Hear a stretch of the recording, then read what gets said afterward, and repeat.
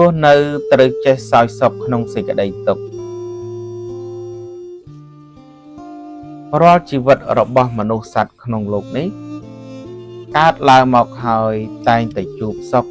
និងទុក្ខជារឿងធម្មតាបើអ្នកបានកើតនៅក្នុងអត្តភាពជាមនុស្សហើយមិនព្រមទទួលស្គាល់អំពីកម្មផលរបស់ខ្លួនទេនោះអ្នកប្រកាសជាពិបាករស់នៅក្នុងសភាវៈជាមនុស្សក្នុងបច្ចុប្បន្នជាតិនេះខ្លាំងណាស់បើតាមព្រះពុទ្ធដីការបស់ព្រះសម្មាសម្ពុទ្ធបរមគ្រូព្រះអង្គបានត្រាស់ថាជីវិតសពសត្វក្នុងលោកកើតឡើងមកហើយនៅក្នុងអត្តភាពជាមនុស្សឬសត្វតែងតែមានកម្មផលជាបច្ច័យរបស់ខ្លួនមិនមានសត្វណាអាចគេចផុតពីច្បាប់កម្មផលរបស់ខ្លួនដែលបានសាងពីអតីតជាតិនិងបច្ចុប្បន្នជាតិបានឡើយដូច្នេះអ្នកគួរតែរីករាយនឹងទទួលយកកម្មផលរបស់អ្នកទាំងល្អទាំងអាក្រក់ដោយសេចក្តីពេញចិត្តបំផុតនោះទើបអ្នកមានកម្លាំងរស់នៅក្នុងអត្តភាពជាមនុស្សបន្តទៅមុខទៀតបានប្រកបដោយក្តីរីករាយនិងសេចក្តីសុខក្នុងផ្លូវកាយនិងផ្លូវចិត្តជារៀងដរាបអ្នកត្រូវគិតថានៅពេលអ្នកបានទទួលនៅកម្មផលរបស់ខ្លួនដែលបានសាងទាំងអាក្រក់ក្តីទាំងល្អក្តីអ្នកត្រូវតែសប្បាយចិត្តរីករាយជាទីបំផុតព្រោះអ្នកមានសំណាងបានទទួលនៅបទពិសោធន៍រឿងរ៉ាវជីវិតជាច្រើនដែលអ្នកបានឆ្លងកាត់តាំងតែពីអ្នកដឹងក្តីមករហូតដល់បច្ចុប្បន្ននេះពេលដែលអ្នកគិតថាជីវិតរបស់អ្នកបានឆ្លងកាត់ឧបសគ្គរាល់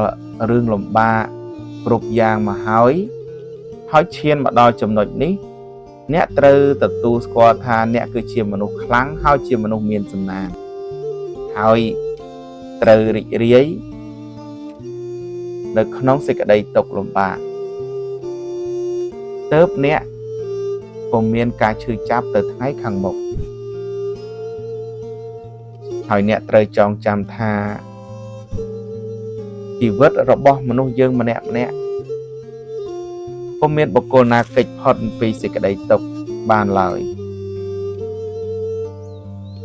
ប៉ុន្តែបើសិនជាអ្នកកើតមកជាមនុស្សហើយខ្លាចទុក្ខលំបាក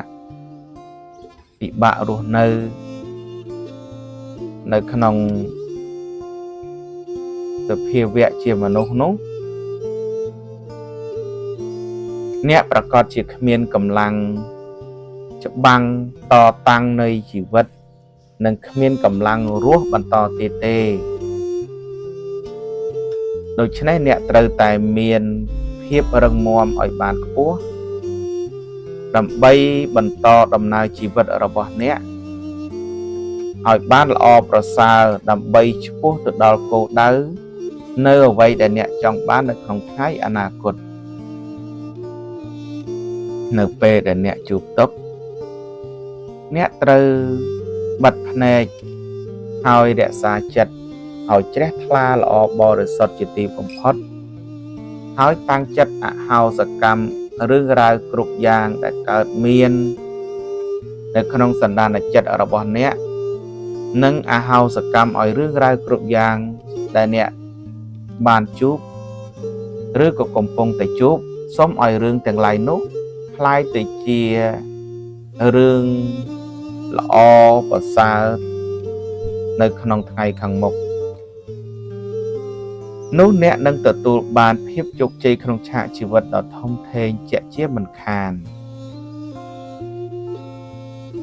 អ្នកមោពុទ្ធាយៈ